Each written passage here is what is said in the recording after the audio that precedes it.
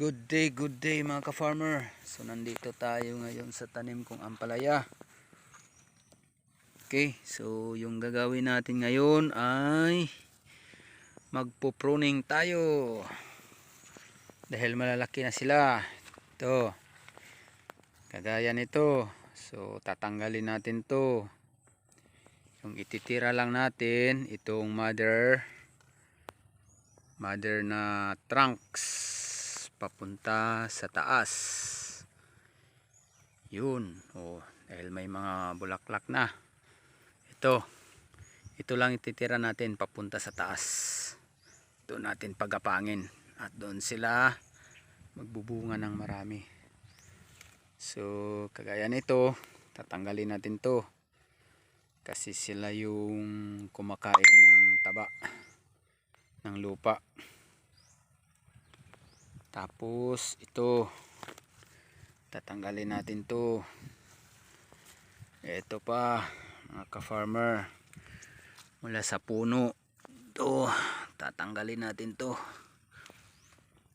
Oo, kasi ang aagaw yan ng mga nutrients at saka yung mga tuyong dahon, tatanggalin na din natin.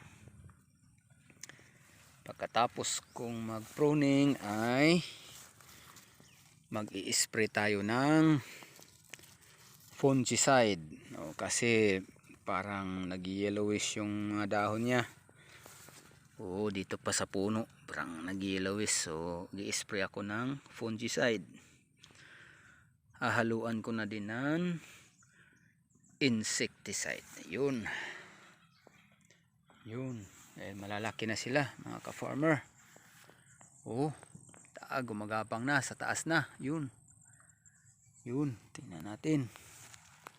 Malalaki na sila mga ka-farmer.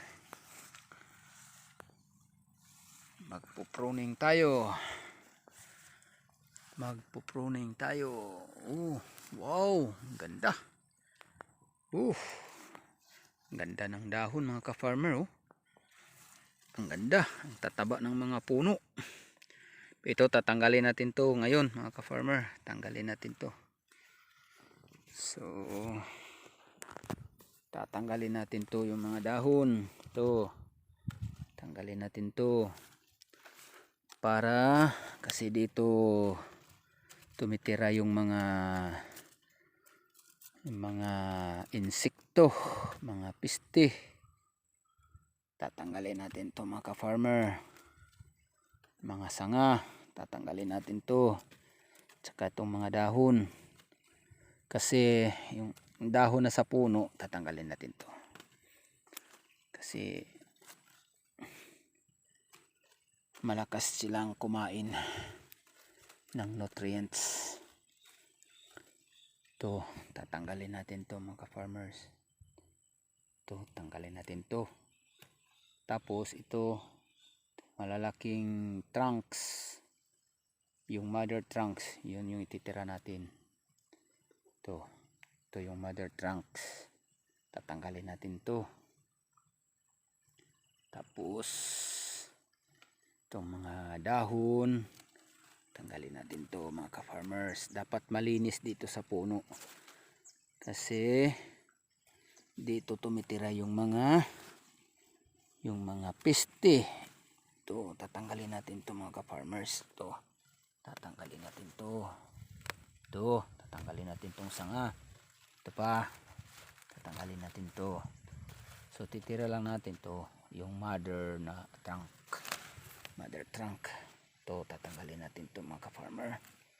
So ito yung trabaho natin ngayon. Medyo matagal to mga ka-farmer kasi madami to hanggang dun. Siguro nasa mga